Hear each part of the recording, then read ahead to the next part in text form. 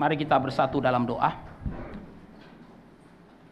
Bapa dalam surga, kami mengucap syukur karena Engkau masih memberikan kepada kami hari perhentian yang mengingatkan kami akan hari perhentian kekal yang nanti akan kami nikmati bersama dengan Kristus. Kami hari ini datang ke rumah-Mu sebagai umat-Mu. Kiranya Tuhanlah yang mempersiapkan hati kami untuk mendengarkan firman-Mu. Kiranya Tuhanlah yang membawa pikiran kami untuk mengerti firman-Mu. Kami menyerahkan waktu yang akan berjalan di hadapan kami dan menyerahkan hamba-Mu yang akan berbicara kepada kami. Kiranya firman-Mu yang hidup, firman-Mu yang kekal bisa kami terima dan bisa kami mengerti dengan jelas pada pagi hari ini. Di dalam nama Tuhan Yesus kami berdoa. Amin. Mari kita bersama-sama membuka Rut 4 ayat 13 sampai 22. Hari ini kita akan mengakhiri eksposisi kitab Rut. Biasanya minggu terakhir di setiap tahun digunakan untuk menyampaikan khotbah refleksi akhir tahun. Tapi hari ini saya tidak secara spesifik mengangkat tema refleksi akhir tahun, tapi saya akan mengkaitkan bagian terakhir dari eksposisi kitab Rut ini dengan refleksi akhir tahun. Saudara-saudara yang dikasihi oleh Tuhan, sebenarnya kitab Rut itu sangat berkaitan dengan kelahiran Tuhan Yesus. Saudara-saudara, kelahiran Tuhan Yesus itu kan terjadi di kota Bethlehem, dan cerita di dalam kitab Rut juga berputar ya, atau terjadi di seputar kota Bethlehem. Apalagi kalau saudara-saudara memperhatikan bagian terakhir dalam kitab Rut, saudara dikasihi oleh Tuhan. Bagian terakhir dalam kitab Rut itu mempunyai kaitan yang sangat erat dengan bagian pertama di dalam Injil Matius. Saudara-saudara, sebelum Injil Matius menceritakan kelahiran Tuhan Yesus, dia lebih dahulu mencatat silsilah Tuhan Yesus. Di dalam Matius pasal 1 dikatakan, inilah silsilah Yesus anak Daud, anak Abraham. Nah, saya mengajak saudara-saudara untuk memperhatikan kata anak Daud, saudara kasih oleh Tuhan. Saudara-saudara, mengapa Matius menyebut Yesus sebagai anak Daud? Karena memang Yesus itu dilahirkan dari keturunan Daud. Nah, saudara kasih oleh Tuhan, sebutan anak Daud di dalam Matius pasal 1 itu berkaitan dengan kitab Rut. Karena kalau saudara memperhatikan silsilah di dalam Rut pasal yang terakhir, saudara kasih oleh Tuhan, kalau saudara sudah memperhatikan silsilah yang ada di dalam bagian terakhir di kitab Rut, itu adalah silsilah Raja Daud. Nah, itu satu hal yang menarik untuk kita perhatikan, saudara kasih oleh Tuhan ya. Jadi kitab Rut ditutup dengan silsilah Raja Daud. Injil Matius, saudara kasih oleh Tuhan, dimulai dengan silsilah Yesus sebagai anak Daud dan juga anak Abraham. Maka saudara kasih oleh Tuhan, kalau saudara melihat brosur saudara kasih oleh Tuhan yang mungkin sampai kepada saudara-saudara, di situ ada gambar palungan, dan saya memakai tema dari penderitaan ke sejarah penebusan. Kenapa saudara-saudara saya menggunakan tema ini? Karena kitab Rut bercerita mengenai penderitaan, yaitu penderitaan Naomi dan juga penderitaan Rut. Tapi saudara kasih oleh Tuhan, ending atau akhir dari kitab Rut, saudara kasih oleh Tuhan, itu adalah sejarah penebusan. Bagaimana Tuhan bisa mengerjakan sejarah penebusannya melalui penderitaan. Ya, saudara-saudara, bagaimana Tuhan bisa menggenapkan rencana penebusannya melalui penderitaan. Ya, saudara-saudara, Yesus lahir dari keturunan Daud. Tapi saudara-saudara yang dikasihi oleh Tuhan, Daud itu lahir sebagai keturunan Boas melalui pernikahannya dengan Rut. Dan bagaimana Rut bisa bertemu dengan Boas? Saudara-saudara, Rut bisa bertemu dengan Boas melalui penderitaan. Ya, saudara-saudara, kalau tidak ada penderitaan, Rut tidak akan bertemu dengan Boas. Jadi saudara-saudara kasih oleh Tuhan, ini satu hal yang sangat unik dan indah di dalam kitab Rut. Saudara-saudara, kitab Rut itu menceritakan bagaimana Tuhan memakai penderitaan untuk menggenapkan rencana penebusannya di dalam Yesus Kristus. Mari kita bersama-sama membuka Rut pasal 4.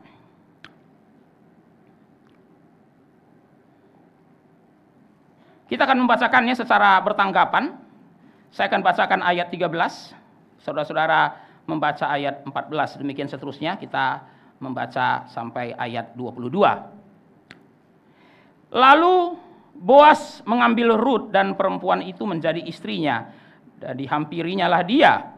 Maka atas karunia Tuhan perempuan itu mengandung, lalu melahirkan seorang anak laki-laki.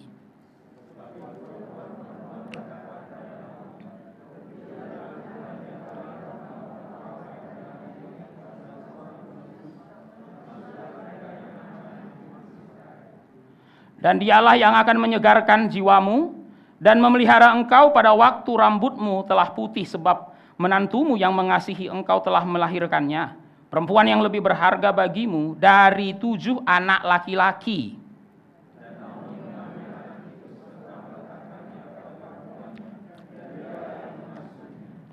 Dan tetangga-tetangga perempuan memberi nama kepada anak itu, katanya, pada Naomi telah lahir seorang anak laki-laki. Lalu mereka menyebutkan namanya Obed. Dialah ayah Isai, ayah Daud.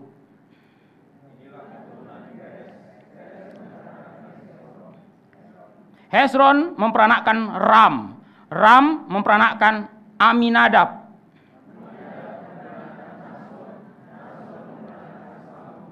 Salmon memperanakkan Boas. Boas memperanakkan Obed.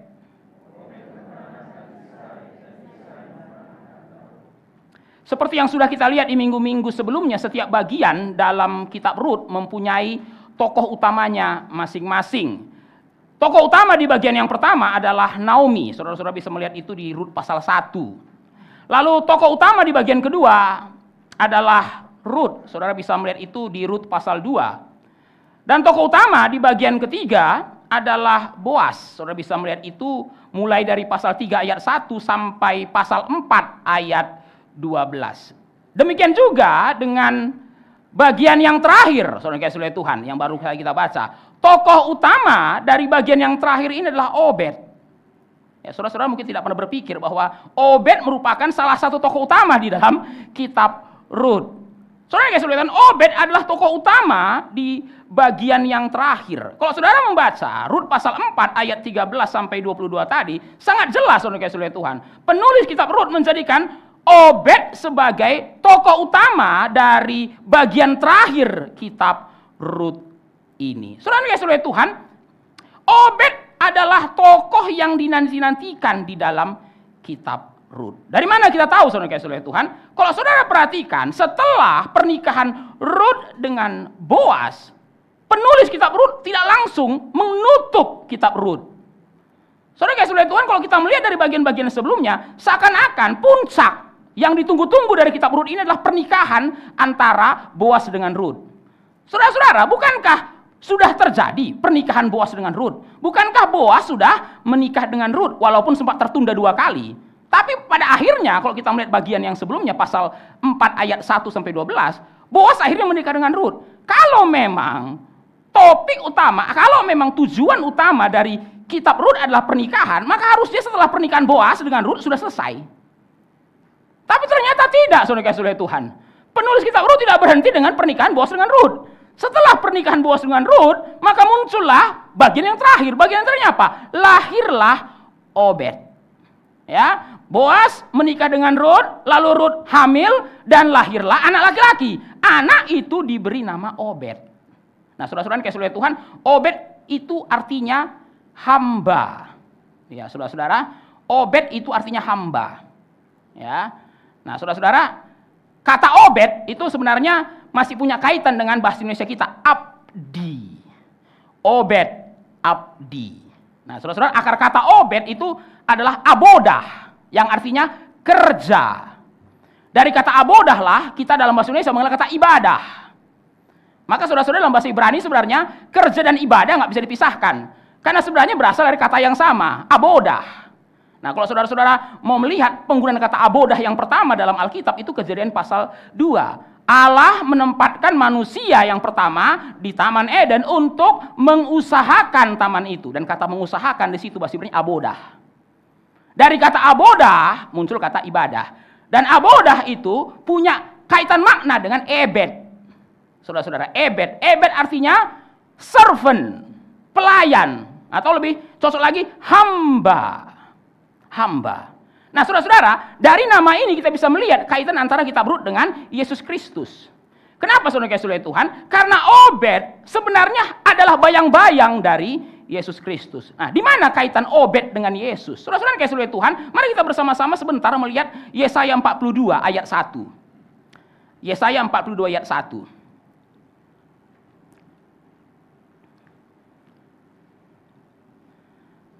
Kalau saudara-saudara sudah mendapatkannya, Saya mengajak saudara untuk memperhatikan ayat 1, saya tidak akan membacakan semuanya, saya membacakan kalimat yang pertama. Saudara-saudara, di dalam Yesaya 42 ayat 1 dikatakan, lihat, itu hambaku yang kupegang, orang pilihanku yang kepadanya aku berkenan. Sekali lagi, lihat itu hambaku. Siapa yang ngomong ini? Yang ngomong di sini adalah Allah. Saudara-saudara Tuhan. Dan siapa yang dimaksudnya dengan hamba di sini? Yesus. Yesaya 42 ayat 1 adalah nubuat mengenai Yesus. Dan di sini saudara-saudara Tuhan, Allah, ya dalam hal ini kita menyebut sebagai Allah Bapa. Allah Bapa menyebut Yesus sebagai hamba. Nah, saudara-saudara, kata hamba di dalam Yesaya 42 ayat 1 ini bahasa Ibrani-nya obed, ebed. Jadi saudara-saudara, Yesaya 42 ayat 1 menyebut Yesus sebagai ebed, ebed Yahweh. Maka saudara-saudara, salah satu bagian yang sangat penting dalam kitab Yesaya itu adalah nyanyian hamba. Ya, saudara-saudara, kalau tidak salah itu dari Yesaya 42 sampai 55. Dari Yesaya 42 sampai 55 itu dikenal sebagai the song of the servant. The song of the servant, nyanyian hamba. Maka saudara-saudara, salah satu nubuat yang sangat terkenal di dalam kitab Yesaya adalah nubuat mengenai hamba yang menderita. Saudara-saudara, ya kalau saudara-saudara mengikuti saat teduh Paskah tahun lalu, saudara-saudara Tuhan, saya memberikan temanya mengenai hamba yang menderita, a suffering servant. Nah, saudara-saudara, jadi dari Yesaya 42 ayat 1 dan kita telusuri sampai Yesaya 55, saudara bisa melihat di situ siapa Yesus. Yesus disebut sebagai ebed Yahweh. Ebed Yahweh. Nah, saudara-saudara, di sini kita bisa melihat Yesus adalah penggenapan dari Obed. Obed adalah bayang-bayang dari Yesus. Jadi sebelum Yesus datang, saudara-saudara Tuhan, sudah ada orang yang diberikan atau sudah ada orang yang menjadi bayang-bayang. Saudara-saudara, kalau bayang-bayang berarti ada wujudnya. Saudara-saudara, ini kan bahasa Inggrisnya shadow and substance, saudara-saudara Tuhan ya. Shadow dan substance ya. Bayang-bayang dan substansinya. Obed itu shadow, Yesus itu substance. Ya, saudara-saudara, sebenarnya seluruh perjanjian lama itu shadow. Shadow. Seluruh perjanjian lama, saudara-saudara Tuhan, shadow, bayang-bayang.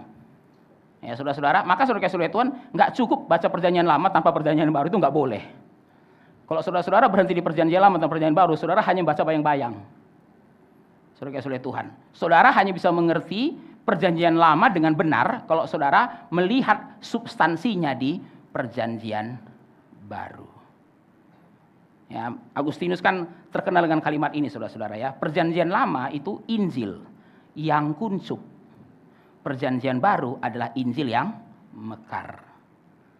Ya, saya ulangi sekali lagi, saudara-saudara. Perjanjian lama itu Injil yang kuncup, kayak bunga kuncup.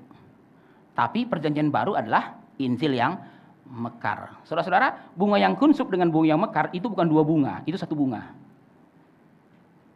Tapi saudara-saudara, nggak ada bunga mekar nggak kuncup dulu. Saudara-saudara ya, jadi waktu pagi kita lewat, kuncup. Sore-sore kita pulang, mekar. Tapi itu kan bukan dua bunga yang berbeda, saudara-saudara Tuhan ya. Itu bunga yang sama. Saudara-saudara Tuhan, Yesus di perjanjian lama itu shadow, bayang-bayang. Yesus di perjanjian baru itu substance, wujudnya. Jadi kalau saudara membaca perjanjian lama, nggak melihat Yesus, berarti saudara salah baca. Saudara-saudara, saudara lihat Yesus nggak di perjanjian lama? Enggak, Pak. Bayang-bayang nggak lihat? Enggak. Berarti salah baca, saudara Tuhan. Itu salah baca. Saudara baca apa dari tadi? Saya baca, Pak, perjanjian lama. Baca apa? Saya baca, Pak. Orang kalau jadi umat Tuhan kaya-kaya, Pak. Abraham, Salomo, Daud.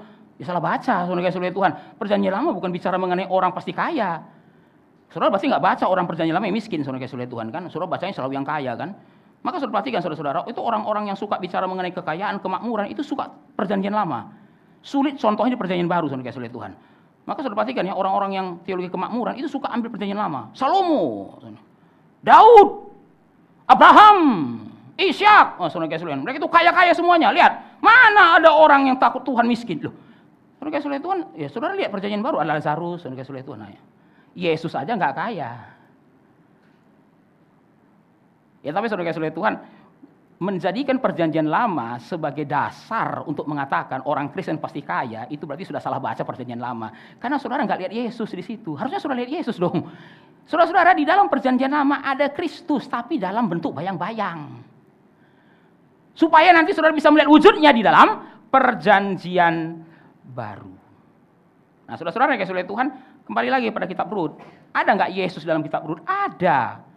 Dan salah satu, saudara yang kasih oleh Tuhan, salah satu jejak Yesus dalam kitab Rut itu apa? Obed. Obed. Hamba. Siapa Obed? Anak yang lahir dari perkawinan Boas dan Rut. Nah, saudara-saudara yang kasih oleh Tuhan, saya akan menunjukkan kepada kita kemiripan antara Obed dan Yesus, saudara yang kasih oleh Tuhan. Ya, kemiripan antara Obed dengan Yesus. Saudara-saudara, kelahiran Obed itu mengakhiri babak lama dan memulai babak yang baru. Seperti halnya kelahiran Yesus mengakhiri perjanjian lama dan memulai perjanjian baru. Saya mengajak saudara untuk melihat, saudara yang kasih oleh Tuhan, 4 hal yang berakhir waktu Obed lahir. Yang pertama, saudara yang kasih oleh Tuhan, kelahiran Obed menandai berakhirnya kemandulan Rut. Saudara sadar nggak Rut itu mandul? Ya, saudara-saudara. Saudara berkali-kali baca kitab Rut, saudara nggak ngeh kalau dia mandul, saudara kasih oleh Tuhan. Saudara-saudara kasih oleh Tuhan, di dalam kitab Rut, sebenarnya kita bisa melihat dengan jelas bahwa Rut itu mandul. Dari mana kita tahu? Lihat Rut pasal 1, saudara kasih oleh Tuhan. Rut pernah menikah dengan Mahlon, anak dari Elimelek. Selama 10 tahun, Rut menikah dengan Mahlon di Moab. Tidak ada anak. Saudara perhatikan pasal 4. Baru menikah dengan Boas, Rut langsung hamil.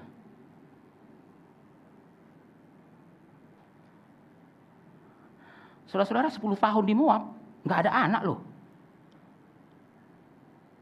Baru menikah dengan Boas, 9 bulan kemudian melahirkan anak. Loh kok bisa?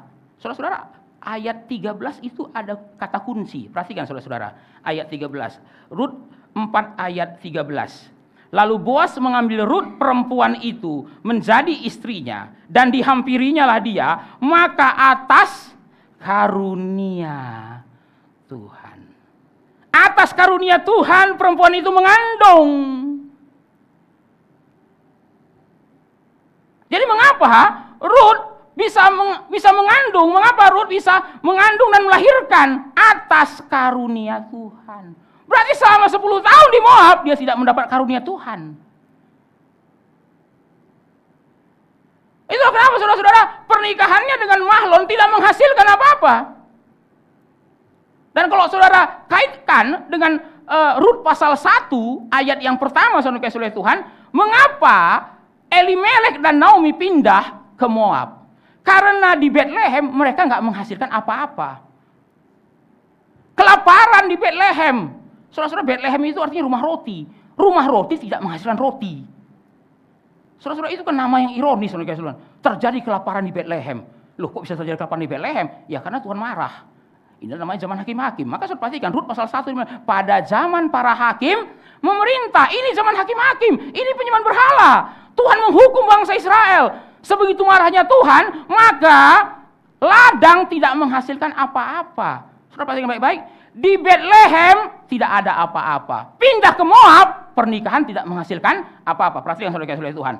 Waktu di Bethlehem, ladang tidak menghasilkan apa-apa. Pindah ke Moab, pernikahan tidak menghasilkan apa-apa. Dari tidak menghasilkan apa-apa, menjadi tidak menghasilkan apa-apa. Ini yang saya sebut from curse to curse. Dari kutuk kepada kutuk. Saudara-saudara dengar kalimat ini baik-baik.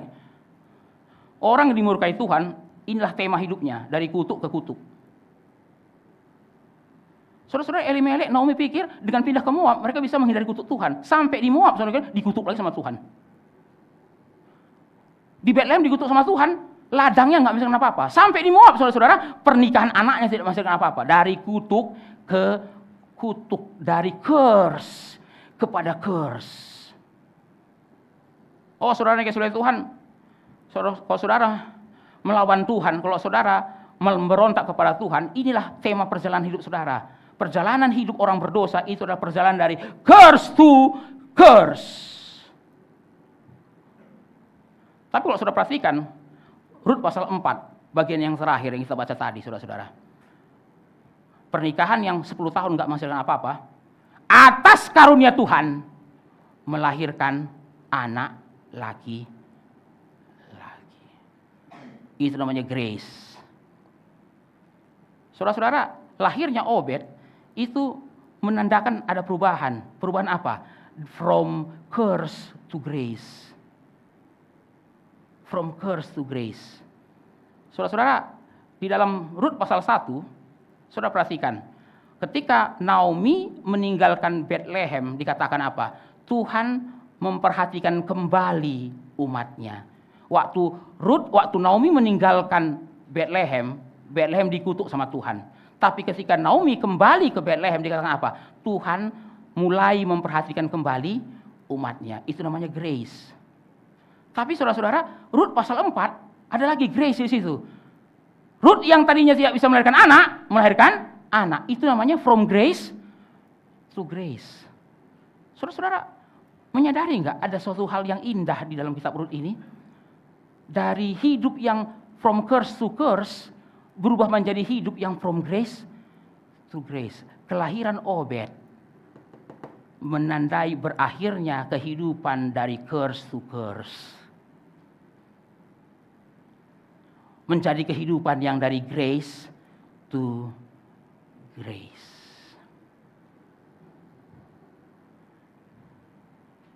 Saudara-saudara 10 tahun nggak punya anak. Waktu menikah dengan Boas, saudara-saudara, menurut saudara, Rut yakin nggak bisa melahirkan anak? Mungkin sudah nggak yakin, saudara Tuhan. Loh, 10 tahun aja nggak melahirkan anak. Ini sekarang menikah sama Boas lagi. Apa jaminannya melahirkan anak? Saudara-saudara, kalau saya jadi orang tua Boas, saya akan wanti-wanti loh Boas. Nikah sama Rut, yakin loh. Itu 10 tahun nggak ada anak loh itu. Jaminannya apa? Nanti kamu ada anak sama dia. Mending nikah sama yang inilah, yang lebih muda dah. Ya, supaya kamu bisa punya anak lah ini. Pernikahan sebelumnya sudah nggak ada anak ini. Apa jaminannya menikah sama kamu dia punya anak loh? Soalnya kasih Tuhan, mungkin Rut juga nggak yakin bisa punya anak. Mungkin Boas juga nggak yakin nanti dari Rut dia dapat anak. Tapi saudara-saudara ayat 13, atas karunia Tuhan. Saudara-saudara, kelahiran Obed itu menandai berakhirnya periode from curse to curse, berubah menjadi periode from grace to grace. Tapi saudara-saudara, kalau kita lihat di dalam perjanjian baru, bukankah di dalam Yesus saudara dan saya mengalami from grace to grace? Dari mana kita bisa lihat itu? Yohanes pasal 1, saudara-saudara. Yohanes pasal 1. Saudara-saudara, di dalam Yohanes pasal 1 dikatakan apa? Di dalam Kristus saudara mengalami kehidupan from grace to grace. Saudara-saudara, kalau di dalam Yesus ada from grace to grace, maka di luar Yesus itu from curse to curse. Pagi hari ini saya mau bertanya pada saudara-saudara, saudara hidup di mana ini? Di dalam Yesus atau di luar Yesus? Saudara-saudara, jangan bermimpi bisa mengalami hidup from grace to grace kalau di luar Kristus. Di luar Kristus, kehidupan saudara temanya cuma satu, from curse to curse. Saudara-saudara yang kasih Tuhan, di luar Kristus, saya hidup di bawah murka Allah. Saya mati, dimurkai oleh Allah. Itulah kehidupan orang di luar Kristus. Saya ulangi saudara-saudara ya. Orang di luar Kristus lahir dimurkai oleh Allah. Mati pun mengalami murka Allah.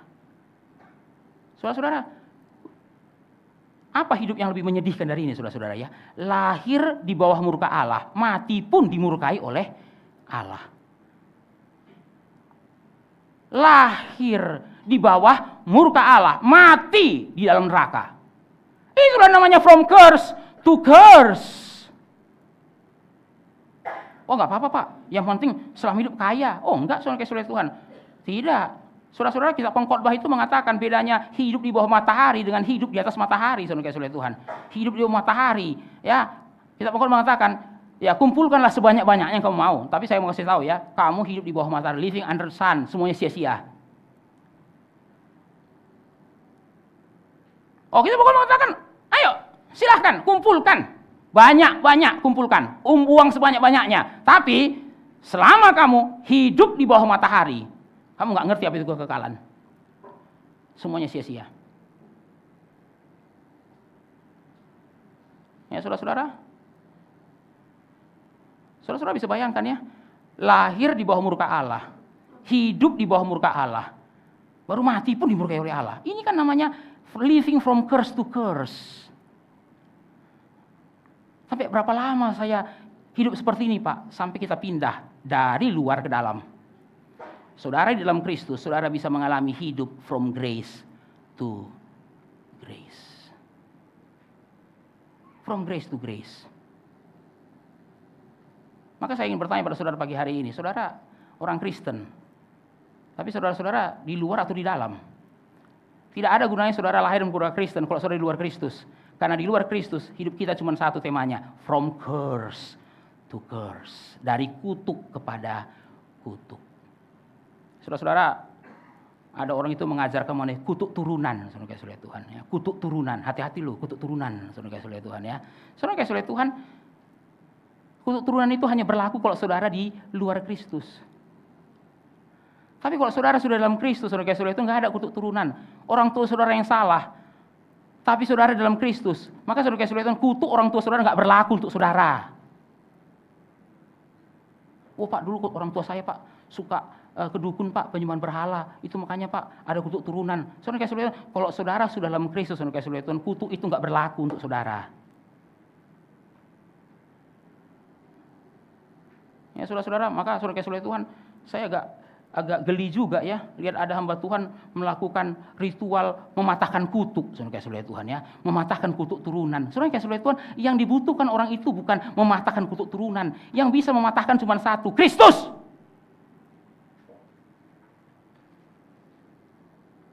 Saudara lucu juga ya, orang sudah di dalam Kristus, baru kemudian datang kepada pendeta mengatakan, oh ini perlu pelepasan nih, perlu pelepasan. Apalagi yang perlu pelepasan? Perlu pelepasan. Saudara-saudara, kalau Yesus sudah mati untuk saya sudah dalam Dia, sudah lepas. Loh, kenapa perlu ada pelepasan lagi? Oh, Bapak perlu pelepasan, Pak. Pelepasan. Apa lagi mau dilepaskan? Pelepasan berarti belum lepas. Loh, kalau belum lepas berarti untuk apa Yesus mati?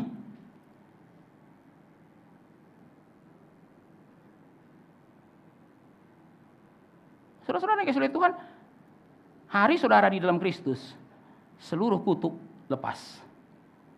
Tapi kalau saudara belum dalam Kristus, saudara kasih oleh Tuhan, kutuk mengejar saudara dari kutuk ke kutuk, saudara kasih oleh Tuhan.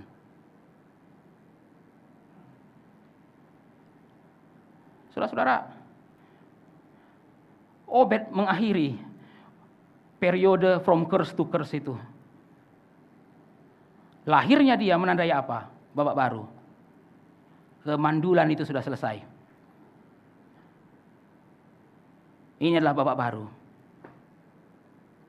Yang kedua, saudara kasih oleh Tuhan, kelahiran Obed menandai berakhirnya keterasingan Rut. Saudara-saudara jangan lupa, Rut datang sebagai orang asing. Saudara-saudara, orang asing, orang Moab, nobody, bukan siapa-siapa, saudara kasih oleh Tuhan, bukan orang Israel, nggak punya siapa-siapa. Rut datang ke Bethlehem sebagai orang asing. Tapi kalau sudah perhatikan ayat 13, status Rut sudah berubah, bukan orang asing lagi, istri. Istri. Perhatikan ayat 13. Lalu Boas mengambil Rut dan perempuan itu menjadi istrinya. She became his wife. Siapa Rut waktu datang? Orang Moab. Siapa Rut di pasal 4 ayat 13? Istri Boas. Dan kalau saudara membaca Rut pasal 1 sampai 4, saudara akan melihat status Rut berkali-kali mengalami perubahan. Nah, saya mengajak saudara-saudara untuk sedikit melakukan Bible study, saudara kasih oleh Tuhan ya. Karena saya percaya saudara bukan pertama kali membaca kitab Rut, saudara kasih oleh Tuhan, tapi saudara seringkali membaca kitab Rut kayak membaca cerita Cinderella, saudara kasih oleh Tuhan. Ya, saudara pikir ini apa? Cerita Putri Salju versi Alkitab, saudara kasih oleh Tuhan ya. Nah, itu, dan mereka hidup bahagia selama-lamanya, saudara-saudara ya. Nah, saudara-saudara, seperti Cinderella bertemu sang pangeran lalu mereka hidup bahagia selama-lamanya. Seperti Putri Salju bertemu pangeran lalu mereka hidup bahagia selama-lamanya. Nah, itulah Rut ketemu Boas lalu mereka hidup bahagia selama-lamanya. Saudara kasih oleh Tuhan, itu pembacaan yang terlalu dangkal terhadap kitab Rut. Maka saudara-saudara, saya mengajak saudara untuk melakukan sedikit Bible study. Perhatikan pasal 2 ayat 10. Pasal 2 ayat 10.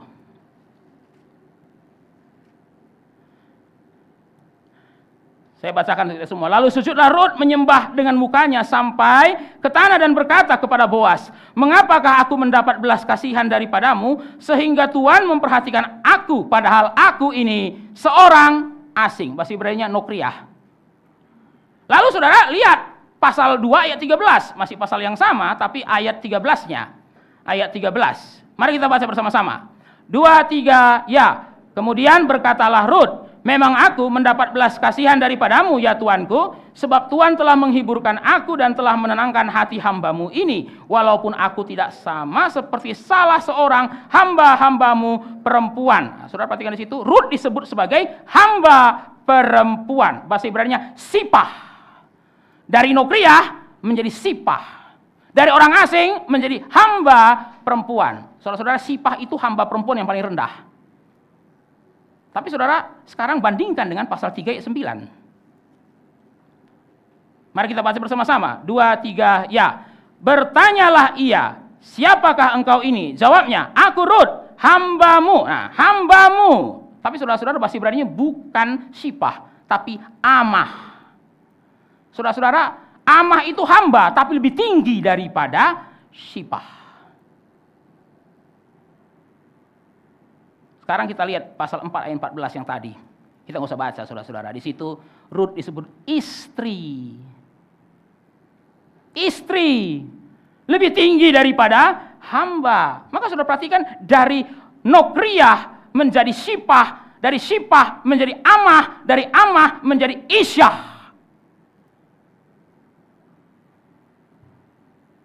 Saudara-saudara dikasih oleh Tuhan, status Rut yang paling tinggi di dalam kitab Rut adalah istri. Istri saudara-saudara itu bukan lagi di luar, itu sudah di dalam. Bukan lagi orang asing itu. Istri. Ya saudara-saudara, perempuan yang tadi datang dengan status sebagai orang asing, sekarang menjadi perempuan, statusnya istri. Istrinya Boas. Tapi bukan hanya menjadi istrinya Boas, saudara-saudara Tuhan. Mari kita perhatikan ayat 15. Ayat 15, saudara-saudara. Nah, ayat 15 ini sungguh-sungguh mengagumkan, saudara-saudara ya. Ayat 15.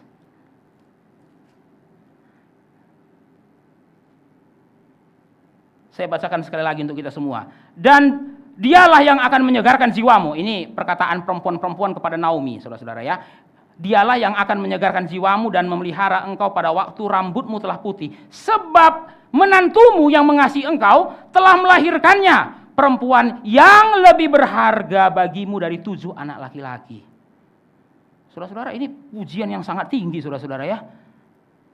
Seorang Moab kemudian dianggap lebih berharga daripada 7 anak laki-laki. Saudara tahu anak Naomi berapa? Cuma 2 yang laki-laki, saudara-saudara Tuhan. Ya, saudara-saudara, 7 anak laki-laki itu gambaran keluarga yang ideal di Israel. Jadi saudara-saudara, semua orang Israel pengen punya anak laki-laki 7. Ya, saudara-saudara, tapi jarang sih ada yang sampai rekor seperti ini. Tapi kalau bisa 7, saudara-saudara, itu berarti apa? Ini keluarga ideal banget ini, 7 anak laki-laki. Saudara bisa bayangkan, Naomi, jangankan 7 saudara-saudara ya, cuma 2 itu pun sudah mati semua. Ya saudara-saudara, satu sisi kita pikir-pikir, iya kasihan juga ya Naomi, saudara-saudara Tuhan, sudah nggak dapat 7 anak laki-laki, cuma dapat 2 itu pun sudah mati. Tapi apa kata perempuan? Naomi, kamu lebih beruntung. Loh, beruntung apaan? Anakku cuma 2 laki-laki dan mati lagi. Menantumu itu lebih berharga daripada 7 anak laki-laki. Kamu memang kehilangan 2 anak laki-lakimu, tapi kamu dapat seorang menantu yang lebih berharga daripada 7 anak laki-laki. Seakan-akan tetangga Naomi bilang, Naomi ya, kalau saya boleh tukar 7 anak laki-laki saya dan menantu, saya mau loh. Pujian yang sangat tinggi kepada seorang Moab. Saudara-saudara, bayangkan ya, perempuan Bethlehem bisa ngomong seperti ini kepada perempuan Moab. Menantumu itu lebih berharga daripada 7 anak laki-laki. Dia boleh orang Moab, tapi dia lebih berharga daripada 7 anak laki-lakinya orang Israel sekalipun. Saudara-saudara dikasih oleh Tuhan, kita lihat di sini ya, kelahiran Obed mengakhiri keterasingan Rut. Sebelum Obed lahir, Rut itu masih di luar. Setelah Obed lahir, Rut sudah dianggap bagian dari orang Israel. Saudara-saudara, yang paling jelas di dalam Matius 1, Rut disebut sebagai nenek moyang Yesus, saudara Tuhan. Bukan orang asing, ini orang sendiri kok ini. Saudara-saudara dikasih oleh Tuhan, perempuan Bethlehem tidak malu mengakui Rut sebagai menantunya Naomi. Dan di dalam Matius 1, Yesus tidak malu mengakui Rut sebagai nenek moyangnya. Saudara-saudara, kalau Yesus kita tanya, bisa cerita nggak biografimu sedikit, siapa nenek moyangmu? Oh iya, saya punya nenek moyang. Saya orang perempuan, bukan orang Israel sih. Bukan orang Israel. Siapa? Orang Moab. Aduh, kamu nggak malu punya nenek moyang orang Moab. Enggak, biasa aja. Bangga lagi saya. Rut orang Moab itu.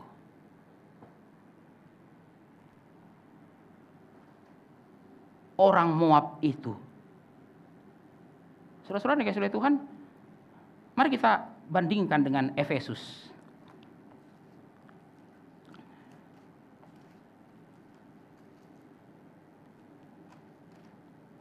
Apa yang dikatakan oleh Paulus di dalam Efesus 2.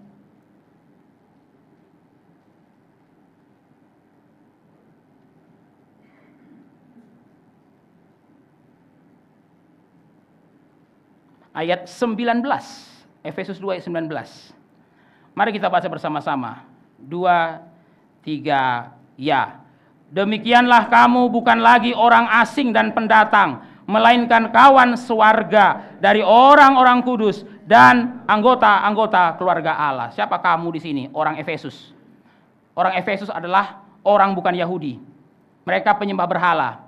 Tapi apa kata Paulus? Begitu kamu bertemu dengan Yesus, begitu kamu berada dalam Kristus, kamu bukan lagi orang asing. Saudara-saudara, orang asing dalam bahasa Inggrisnya itu foreigners. Foreigners, oleh Tuhan. Dan pendatang dalam bahasa Inggrisnya itu alien. Stranger and aliens. Saudara-saudara, orang Efesus sebelumnya adalah strangers, orang asing. Orang Efesus sebelumnya adalah pendatang, alien, imigran. Ya saudara-saudara, kalau saudara-saudara ingat gereja mula-mula semuanya orang Yahudi, semuanya orang bersunat. Tapi saudara kasih oleh Tuhan, perlahan-lahan orang nggak bersunat pun masuk dalam gereja. Lalu apa kata Paulus kepada orang Efesus? Kalian walaupun bukan orang Yahudi, kalian bukan lagi orang asing. Loh, kok bisa? Karena Kristus sudah meruntuhkan tembok-tembok pemisah. Tembok-tembok pemisah. Saudara-saudara yang dikasihi oleh Tuhan, kita ini dulu semuanya asing. Ya, saudara-saudara, gereja itu adalah kumpulan orang asing. Ya, saudara-saudara, semua orang dalam gereja itu orang asing. Loh, orang asing, Pak? Ya. Kan kami orang sini, Pak. Bapak orang asing. Saudara-saudara kan, nah, ya kan, saudara-saudara mungkin sudah bisa bilang gitu sama saya. Oh, Bapak bilang semua orang asing, Bapak kali orang asing. Ya kan, Bapak baru 2 tahun di sini kok gitu kan. Kami di sini dari lahir, Pak. Ya. Kami ini kawan semua, Pak. Ya. Bapak ini siapa? Saudara-saudara yang dikasihi oleh Tuhan, sebenarnya semua orang dalam gereja itu orang asing, asing dari Tuhan. Saudara enggak merasa dahulunya saudara asing dari Tuhan? Kita ini semuanya orang asing dari Tuhan, saudara kasih oleh Tuhan. Ya. Tapi kenapa kita yang dari awalnya asing, sekarang kita bisa menjadi kawan sewarga? Nah, perhatikan saudara-saudara ayat 19 itu. Melainkan kawan sewarga. Member. Saudara-saudara, di sini Paulus menggunakan perbandingan yang sangat indah. From stranger to member, dari stranger menjadi member. Siapa kita? Kita dulunya adalah orang luar, orang asing. Tapi karena Kristus sekarang kita menjadi member. Sejak kapan kita tidak lagi asing dengan Tuhan? Sejak Yesus ada dalam hidup kita. Saudara-saudara, kehadiran Kristus itu mengakhiri keterasingan kita, seperti kelahiran Obed mengakhiri keterasingannya Rut. Maka saudara kasih oleh Tuhan, kalau saudara sudah dalam Kristus, saudara nggak perlu merasa asing dalam gereja, walaupun di gereja itu nggak sesuku dengan saudara. Ya Pak, saya merasa asing di gereja ini, Pak. Kenapa? Saya sendiri yang bukan dari suku ini, Pak. Loh, kenapa saudara harus merasa asing? Karena gereja, saudara kasih oleh Tuhan, bukan tempat mengumpulkan orang sesuku, bukan. Gereja adalah tempat mengumpulkan orang seiman. Saya ulangi saudara-saudara, gereja bukan tempat mengumpulkan orang sesuku. Gereja adalah tempat mengumpulkan orang seiman. Jadi saudara-saudara, lebih baik seiman tapi beda suku daripada sesuku tapi beda iman. Kalau saudara nggak ngerti ini, saudara-saudara, saya pertanyakan iman saudara. Saudara sudah berapa tahun jadi orang Kristen, ini aja nggak ngerti.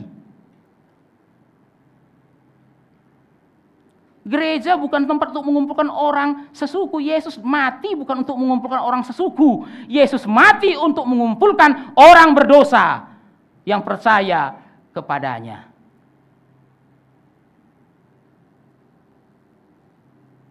Saudara Tuhan, kalau saudara sudah di dalam Kristus, saya dalam Kristus, saya tidak merasa saudara orang asing.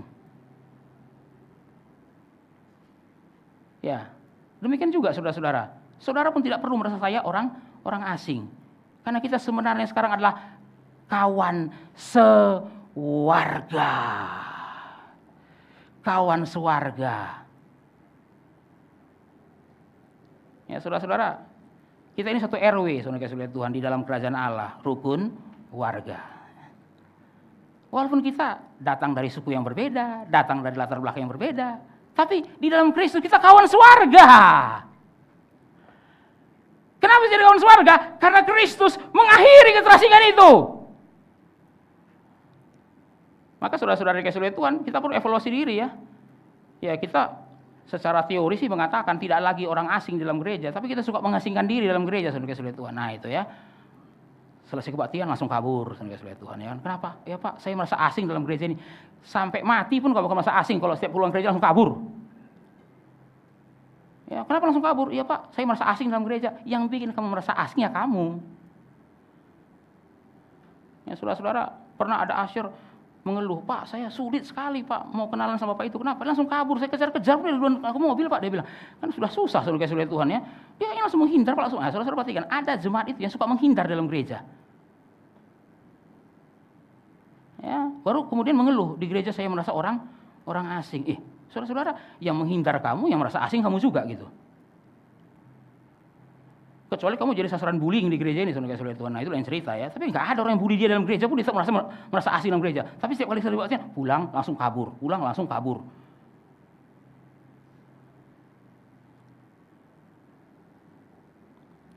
Saudara-saudara, Kristus sudah mengakhiri keterasingan itu. Jadi saudara jangan memperpanjang keterasingan itulah. Ya. Jadi saudara tidak ada alasan mengatakan saya merasa terasing. Saudara-saudara, kami di gereja ini berkomitmen, tidak boleh ada orang yang merasa asing di gereja ini. Itu komitmen kami sebagai pengurus. Kami berusaha untuk mewujudkan komitmen itu. Tadi saudara-saudara Tuhan, saya berharap saudara jangan mempersulit kami, itu maksudnya saudara-saudara Tuhan ya.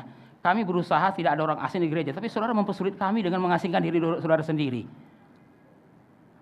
Maka saudara-saudara habis ini saudara-saudara Tuhan, segeralah berkenalan kalau saudara masih belum ada kenalan di gereja ini.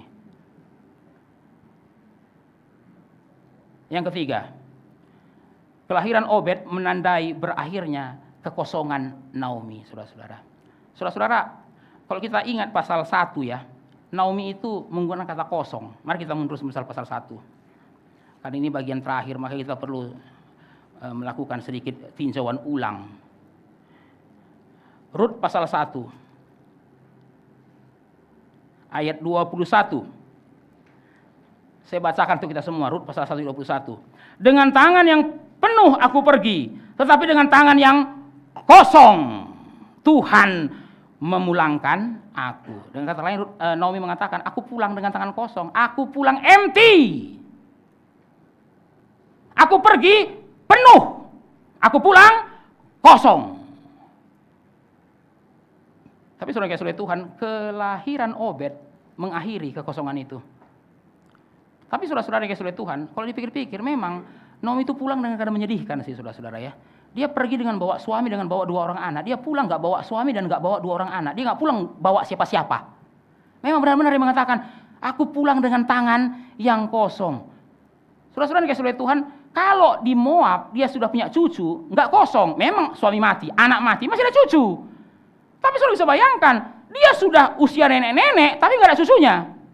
Itu masalahnya saudara-saudara. Usia Naomi sudah nenek-nenek, tapi nggak bisa dipanggil nenek. Tidak ada satu orang pun panggil dia nenek. Kenapa? Dia nggak punya cucu. 2 anak, Mahlon Kilion, 10 tahun nikah, tidak ada anak. Saudara bisa bayangkan, suami mati, 2 anak mati. Sebelum mati 2 anak ini tidak punya anak. Pulang ke Bethlehem, kosong. Saudara-saudara, mungkin Naomi pun waktu di Bethlehem sudah putus asa saudara-saudara Tuhan. Mungkin dia pikir ya, apa aku bisa lihat cucuku enggak ya? Apa aku mati tanpa bisa melihat cucuku sama sekali? Apa memang sampai di sini aja perjalanan hidup kami? Ya, hanya sampai generasi kami aja, Elimelech mati, Mahlon Kilion mati, udah silsilah berhenti.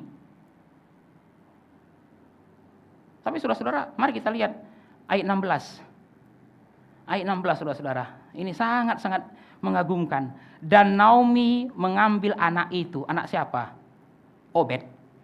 Anaknya Rut dan Boaz. Serta meletakkannya pada pangkuannya. Ya, terjemahan yang lain pada gendongannya, saudara-saudara Tuhan. Dan dialah yang mengasuhnya. Saudara-saudara, saudara bisa bayangkan perasaan Naomi waktu dia gendong Obed. Saudara bisa bayangkan perasaan Naomi waktu dia gendong Obed. Dia pikir, saudara-saudara ya, mungkin aku mati tidak bisa melihat cucuku sama sekali. Aku akan mati dalam keadaan tidak punya cucu. Mungkin aku akan mati sebagai generasi terakhir. Tapi saudara-saudara, Tuhan bilang sama Naomi, enggak. Kamu gak akan mati sebelum lihat cucumu.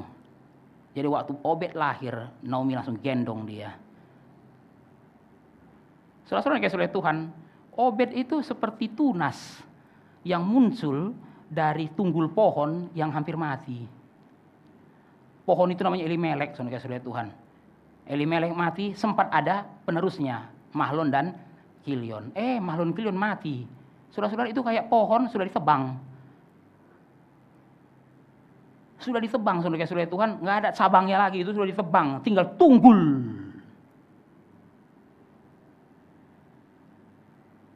Tinggal tunggul. Tapi saudara kasih oleh Tuhan, sesuatu yang ajaib terjadi.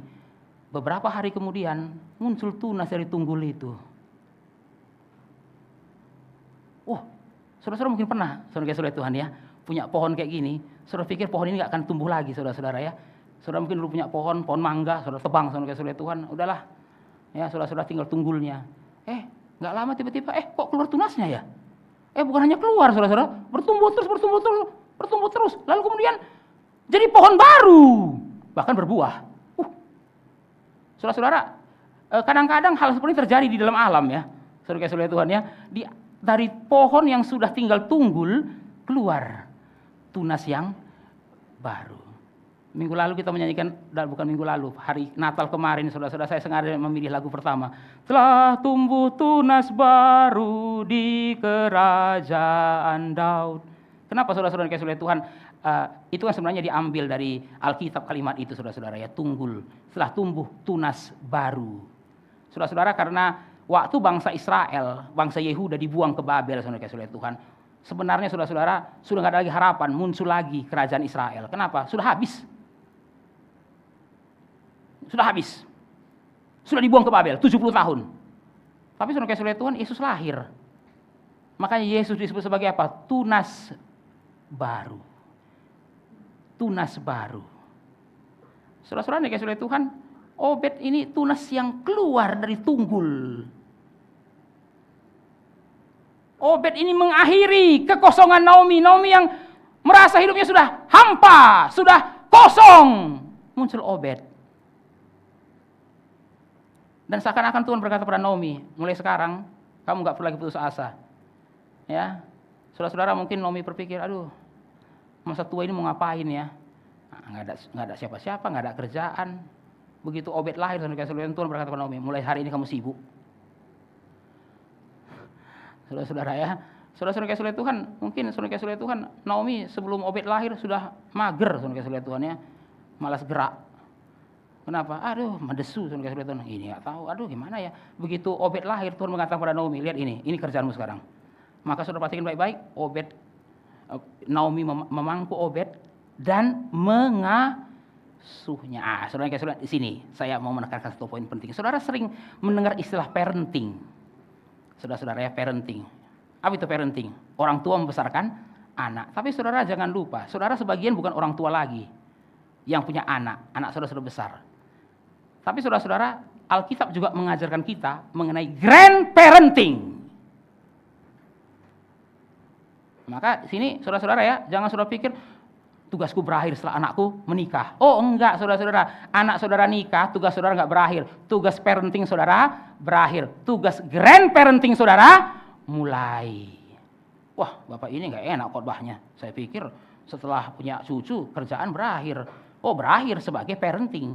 tidak berakhir sebagai grandparenting. Nah, saudara-saudara, menarik sekali. Banyak buku mengenai how to parenting. Belum ada buku how to grandparenting. Maka jangan salah dan jangan heran. Justru banyak anak rusak di tangan neneknya. Ya, saudara-saudara. Ya, saya nggak mengatakan saudara kasih oleh Tuhan parenting parenting nggak perlu. Tapi saudara kasih oleh Tuhan, banyak anak itu orang tuanya sih beres. Yang merusak anak itu siapa? Kakek neneknya. Karena berpikir sekarang kan saatnya main sama cucu. Ah, saudara kasih oleh Tuhan, main sama cucu. Jadi cucu udah nggak mainan. Ini lucu saudara-saudara ya. Banyak kakek nenek menganggap anak beban, cucu mainan. Inilah reward masa tua kami, main sama cucu. Bukan saudara kasih oleh Tuhan, bukan. Setelah saudara punya cucu, tugas saudara baru. Bukan lagi parenting, tapi grandparenting. Nah, saudara-saudara, banyak buku Kristen yang berbicara how to be a parent. Tapi hampir nggak ada buku yang bicara how to be a grandparent. Tapi kalau saudara nggak percaya bahwa grandparenting itu di dalam Alkitab ada, saudara-saudara, paling gampang lah. Kenapa Tuhan menyebut dirinya sebagai Tuhan Allah Abraham, Allah Ishak? Tapi kenapa ada Yakub ya? Artinya Tuhan nggak sepuas hanya dari Abraham ke Ishak. Tuhan juga menuntut dari Ishak ke Yakub. Jadi saudara-saudara, tugas membesarkan anak itu nggak hanya sampai di parent, tapi di grandparent. Kalau parent tidak kompak dengan grandparent dalam membesarkan anak, saudara-saudara, maka jangan heran orang tua belajar parenting setengah mati, yang rusak kakek neneknya. Ya, saudara-saudara, sampai ada orang itu akhirnya bilang, wah, malas kita liburan ke rumah orang tua. Dia bilang, loh kenapa? Iya, yang senang kalau liburan ke rumah orang tua ya anak kami. Dia bilang, kenapa? Karena di rumah kita ketat, di rumah kakek neneknya nggak ada keketatan semua, longgar semua. Dia bilang, ya, di rumah kita ketat jam tidur, begitu liburan ke kampung, wah, orang tua kami marahin kami. Kok gitu sama anak? Kok gitu sama anak? Ya, maka saudara-saudara, anak kami waktu pulang dari liburan di kampung langsung banding-bandingkan. Kakek nggak kayak gitu, papa nggak kayak. Saudara-saudara, saya sering juga, saudara kasih oleh Tuhan, dengar itu ya, orang tua itu ngeluh. Iya, soalnya waktu di kampung liburan, papa saya bilang, kamu juga kecil lebih parah daripada itu. Dia bilang sama anak saya, dia bilang. Dia kan saya bilang, nak, jangan ini ya, jangan itu, jangan makan permen. Oh, kamu juga waktu kecil suka nyuri-nyuri makan permen. Loh. Ya, saudara-saudara, ya saya lagi pikir kapan ya saya bawakan tema mengenai grandparenting, saudara kasih oleh Tuhan ya. Ya, tapi yang datang nanti kakek-kakek semua, saudara kasih oleh Tuhan ya. Yang nggak punya cucu, pikir ngapain saya ikut kayak ini ya. Ya, saudara-saudara, ini yang kita pelajari dari Naomi. Naomi bukan orang tuanya Obed, bukan. Dia neneknya Obed. Tapi dia mengasuh Obed. Berarti saudara-saudara dikasih oleh Tuhan, menjadi kakek dan nenek tidak berarti saudara berhenti. Tidak berarti tugas saudara selesai. Tidak, tugas saudara bertambah. Saudara punya tugas baru. Tugas apa? Menjadi kakek, menjadi nenek. Apa peran kakek dan nenek dalam pertumbuhan seorang anak? Ada, saudara kasih oleh Tuhan.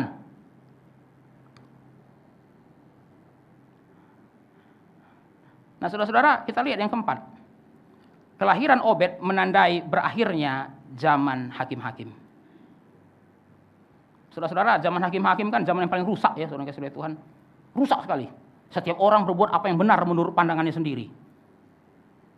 Saudara-saudara, kita urutkan dimulai dengan zaman hakim. Pada zaman para hakim memerintah, banyak orang menyembah berhala, sampai Tuhan marah, bikin kelaparan.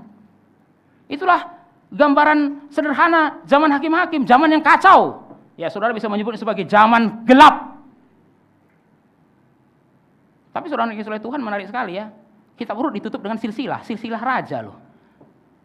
Kalau saudara baca di dalam kitab sejarah, saudara kasih oleh Tuhan, setelah zaman hakim-hakim, zaman raja-raja.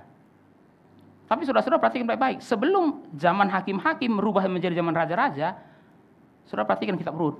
Muncul silsilah raja Daud. Silsilah raja Daud. Saudara-saudara, waktu baca kitab Rut, saudara pernah bertanya nggak, kenapa ya perlu ada silsilah di bagian akhirnya? Kan sudah ada Obed, lahir Obed, udah dong. Lalu kenapa muncul inilah silsilah Peres? Loh, kok jadi Peres? Ini kok maju, kok sudah Obed Peres melahirkan, baru melahirkan, memperanakkan. Loh, ngapain masukkan silsilah lagi di dalam kitab Rut ini? Di situ poinnya. Saudara yang kasih oleh Tuhan, silsilah itu mau mengatakan kepada kita, kitab Rut ini menceritakan bagaimana Allah menyelesaikan zaman hakim-hakim.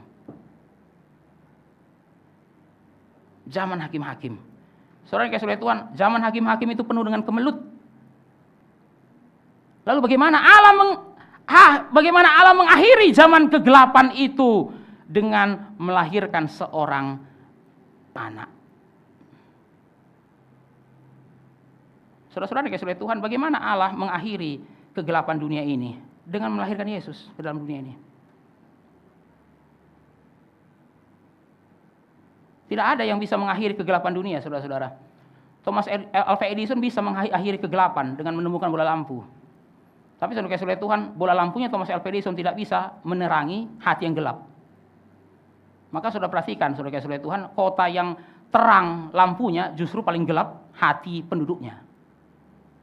Saudara-saudara di Jakarta, saudara kasih oleh Tuhan, orang nggak berani pulang malam-malam, padahal terang di mana-mana.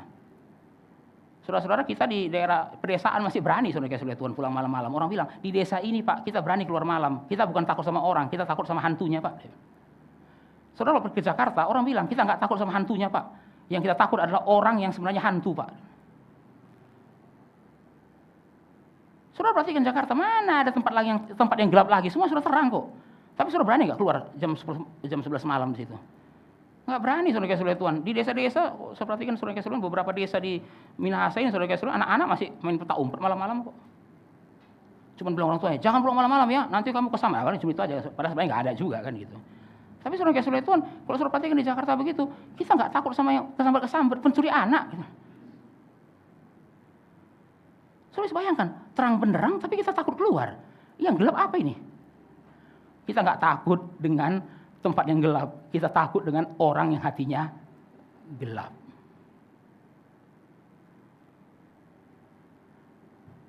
Kita takut dengan orang yang hatinya gelap. Saudara-saudara, dari dulu hati manusia sudah gelap dan belum ada lampu yang bisa meneranginya. Bagaimana Allah menghandle dunia yang gelap ini dengan mengutus anaknya lahir di tengah-tengah kegelapan.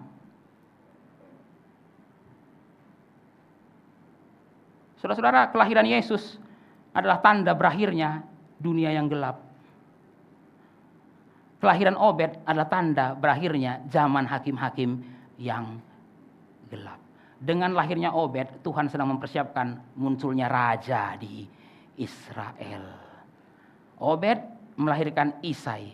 Isai melahirkan Raja Daud. Maka saudara-saudara yang dikasihi oleh Tuhan, saudara pernah membaca 1 Samuel 8 ya. Waktu bangsa Israel minta raja kepada Tuhan. Sebagian orang mengatakan, Tuhan sebenarnya tidak setuju Israel jadi kerajaan. Alasannya apa? 1 Samuel 8. Sebenarnya Tuhan nolak, tapi kan bangsa Israel ngotot, maka Tuhan kasih raja. Tapi sebenarnya Tuhan nggak mau ada raja. Sebenarnya saudara-saudara tafsiran seperti itu nggak terlalu benar. Tuhan tidak ada keberatan Israel jadi kerajaan. Tuhan mau Israel jadi kerajaan. Dari mana kita tahu? Dia sudah persiapkan raja di kitab Rut. Lo ngapain disiapkan raja di kitab Rut kalau dia tidak mau ada raja? Dia sudah siapkan raja di kitab Rut karena dia mau Israel jadi kerajaan. Lalu kenapa Tuhan sepertinya keberatan kasih raja? Yang Tuhan keberatan bukan rajanya. Yang Tuhan keberatan adalah karena mereka minta rajanya prematur. Tuhan sudah siapkan, tapi orang yang Tuhan siapkan belum waktunya jadi raja. Tapi mereka ngotot minta raja, ya Tuhan kasih raja prematur, Saul.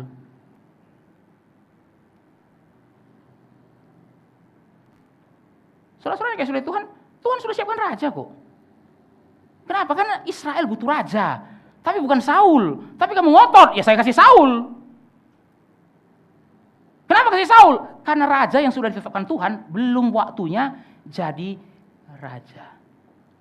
Saudara-saudara yang dikasihi oleh Tuhan, siapa yang cocok jadi raja kita? Kristus. Inilah yang cocok jadi raja kita. Saudara-saudara, tanpa Kristus, hidup kita kayak zaman hakim-hakim.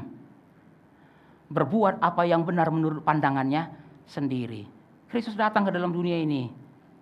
Dan saudara dikasihi oleh Tuhan, Kristuslah yang cocok menjadi raja kita.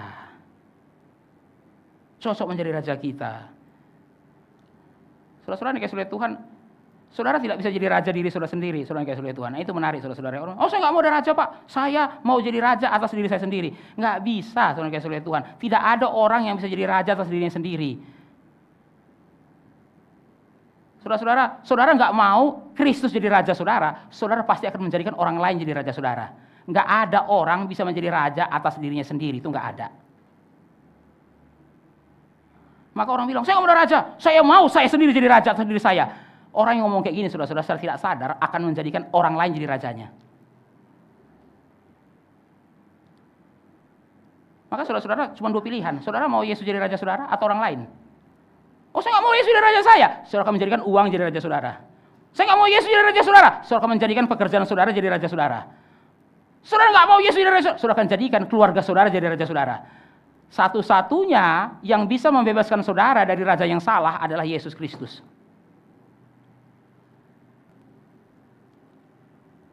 Saudara-saudara dikasih oleh Tuhan, Kristus mengakhiri kegelapan di dalam hidup kita. Kenapa hidup kita gelap, saudara-saudara? Dengarkan kalimat ini. Hidup kita gelap karena kita ingin jadi raja atas hidup kita. Itu kenapa hidup kita gelap. Siapa yang bisa mengakhiri ini? Hanya Tuhan Yesus. Itulah kenapa dia datang ke dalam dunia. Dia lahir di dalam dunia ini.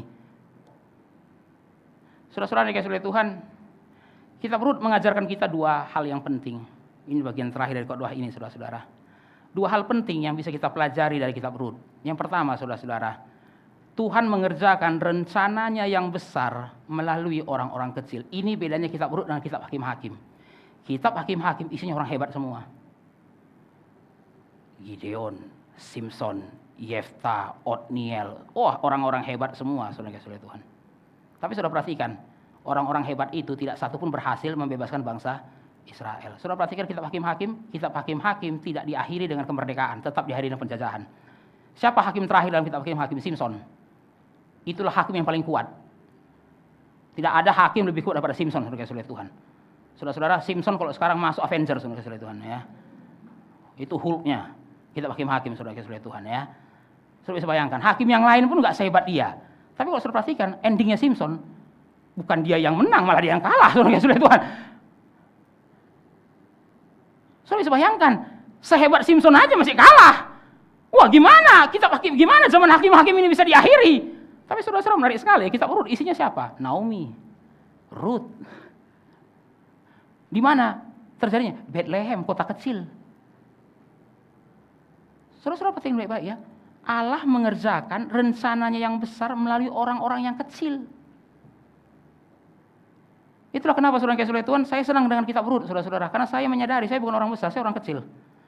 Kalau saudara-saudara melihat Kitab Rut, saudara akan bersyukur, oh Tuhan ternyata ada ruang atau ada tempat untuk orang kayak saya di dalam rencanamu.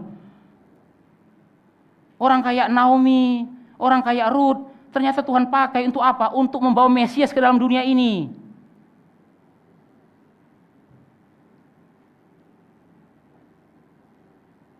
Saudara-saudara yang dikasihi oleh Tuhan, ini hal pertama yang kita pelajari Kitab Rut. Rencana Allah yang besar justru dikerjakannya melalui orang-orang yang kecil. Bahkan saudara-saudara, puncak dari rencana itu apa? Yesus lahir. Di mana? Hai Bethlehem yang ada di Efrata, sekali-kali engkau bukan yang terkecil. Saudara-saudara, kenapa Yesus nggak lahir di Yerusalem ya?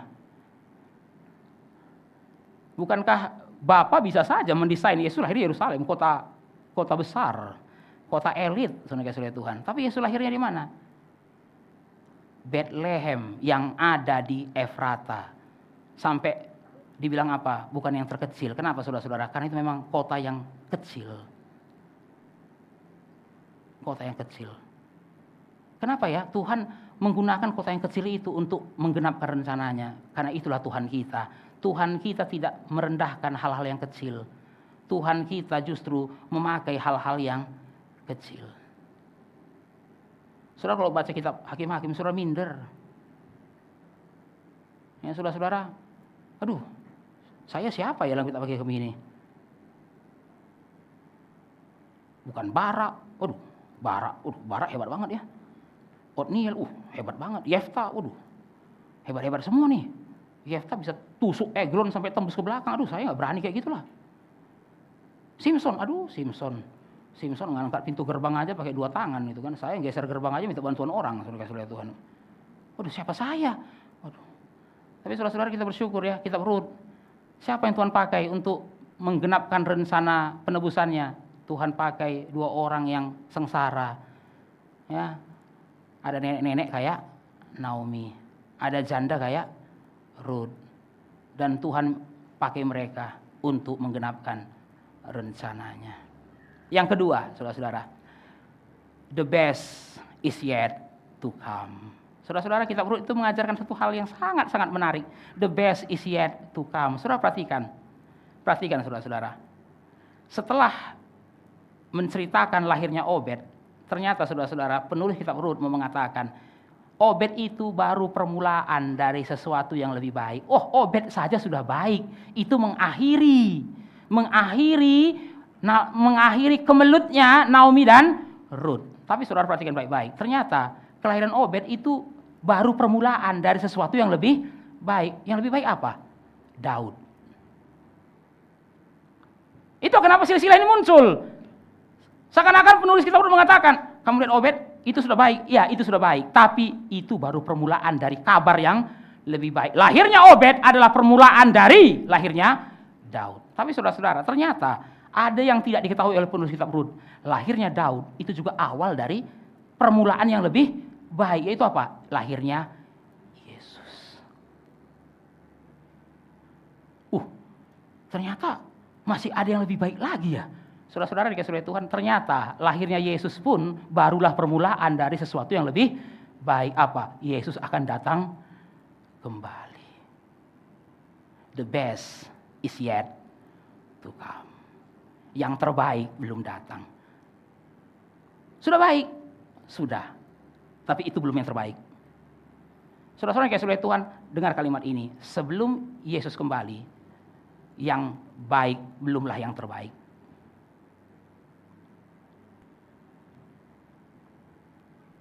Saudara-saudara yang dikasih oleh Tuhan, maka kita nggak boleh puas ya kalau sudah melakukan yang baik. Kenapa? Yesus belum kembali, saudara-saudara, maka masih bisa lebih baik lagi. Harus bisa lebih baik lagi. Karena sebelum Yesus datang, yang baik belumlah yang terbaik. Saudara-saudara yang dikasih oleh Tuhan, apakah saudara sudah merasa puas dengan yang baik saat ini? Saya sudah baik Pak, dibanding dulu Pak, saya lebih baik. Wah, saudara kasih oleh Tuhan, saudara harus melihat dari depan, jangan dari belakang, dari depan, saudara kasih oleh Tuhan. Selama Yesus belum datang, saudara belum pernah memberikan yang terbaik. Yang saudara berikan itu baru yang baik. Maka mari kita push diri kita, dorong diri kita.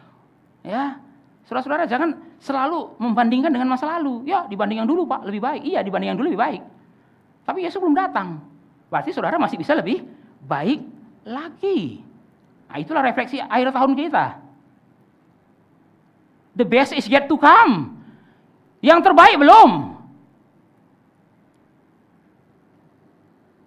Saudara-saudara jangan merasa puas dengan semua yang baik ini. Jangan merasa puas dengan semua yang baik yang sudah saudara lakukan bagi Tuhan. Saudara harus mendorong diri saudara untuk lebih baik lagi. Jadi Pak, kalau saya masih hidup besok, berarti yang saya anggap baik ini masih belum yang terbaik. Belum. Kalau saudara masih bisa hidup besok, berarti apa? Saudara masih dikasih kesempatan untuk lebih baik lagi. Itulah artinya kesempatan hidup. Kesempatan hidup artinya kesempatan untuk lebih baik lagi.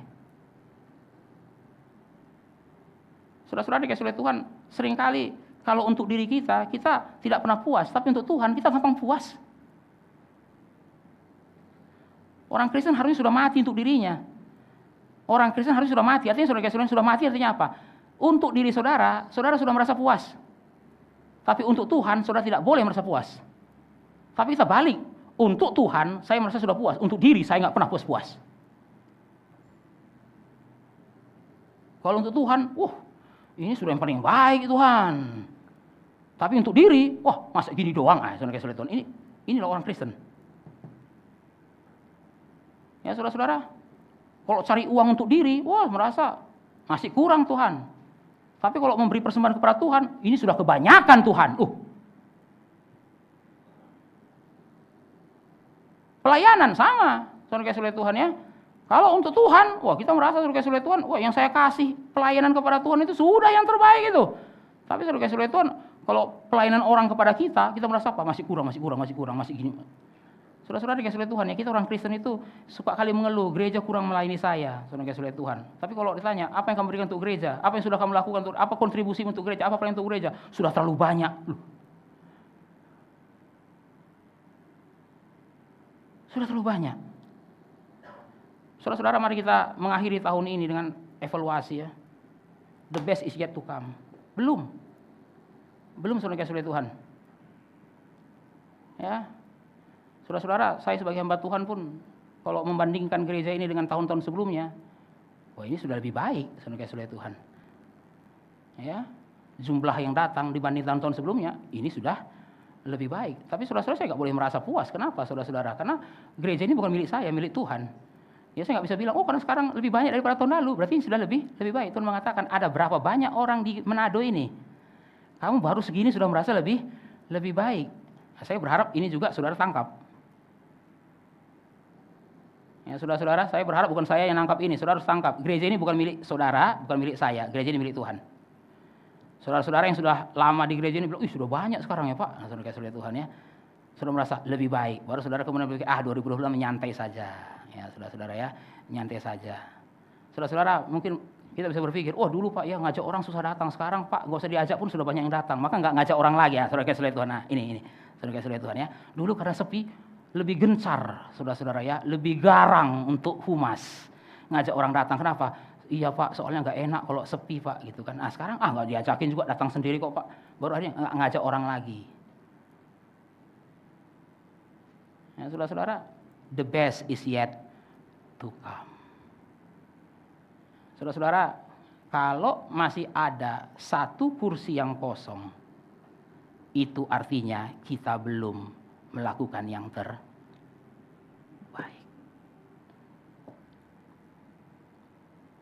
Ya bukan hanya saudara, saya juga. Saudara-saudara, kalau masih ada satu kursi yang kosong, itu mungkin karena saya belum memberikan khotbah yang terbaik. Dan mungkin juga saudara belum mengajak orang dengan habis-habisan. Mari kita tinggalkan tahun 2025 ini dengan sebuah komitmen. Tuhan, Engkau belum datang. Saya ingin lebih baik lagi. Mari kita bersatu dalam doa. Bapa, terima kasih untuk firman yang sudah kami renungkan. Kami berdoa supaya kami benar-benar menyadari arti hidup kami dalam dunia ini. Kalau Tuhan belum datang, itu berarti the best is yet to come. Kami harus berusaha untuk lebih baik lagi. Karena memang yang ada saat ini, walaupun sudah baik, belumlah yang terbaik. Kami serahkan hidup kami serahkan diri kami.